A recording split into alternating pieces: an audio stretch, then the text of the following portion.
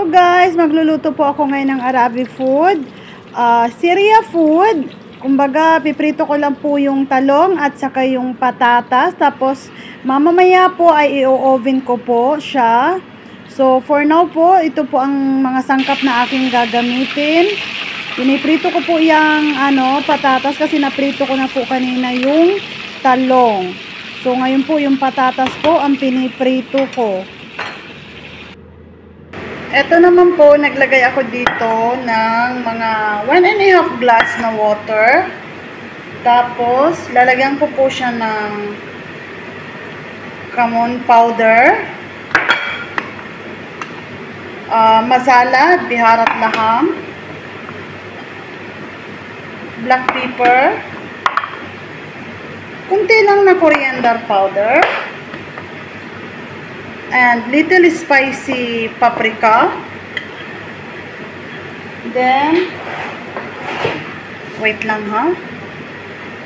Then, salt.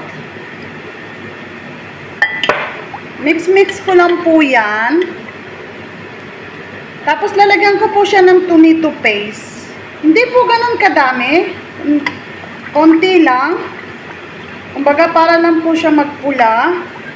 Then, siyempre, kasi nga po, diba, lagi akong si Magic Sarap. Hindi naman siya, kumbaga, pang kunting lasa lang. Kasi, para lang lumasa po yung niluluto ko.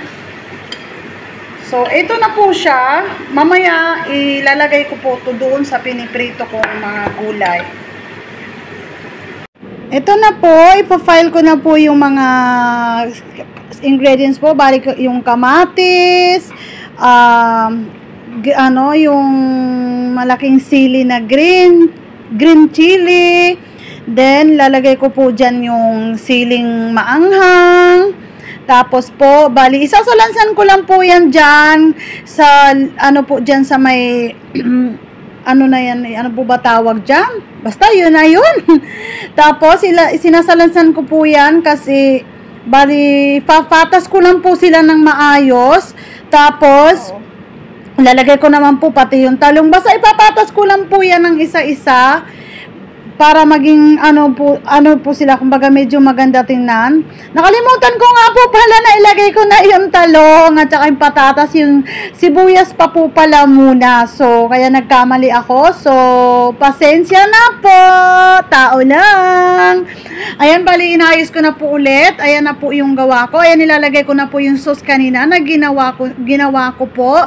Tapos po, kasi pag natapos ko na po yan, bali, lalagay ko na po siya sa oven. Kung wala naman po kayong oven, pwede po sa kalan lang po siya, basta mait-it lang po yung kanyang sabaw. Ayan na po yung niluto ko po. Thank you so much. Thank you sa mga nag-follow sa akin, subscribe sa akin. Maraming po sa inyo. Sigad na po bahala sa inyo. God bless po everyone. Thank you so much. Mahal ko kayo.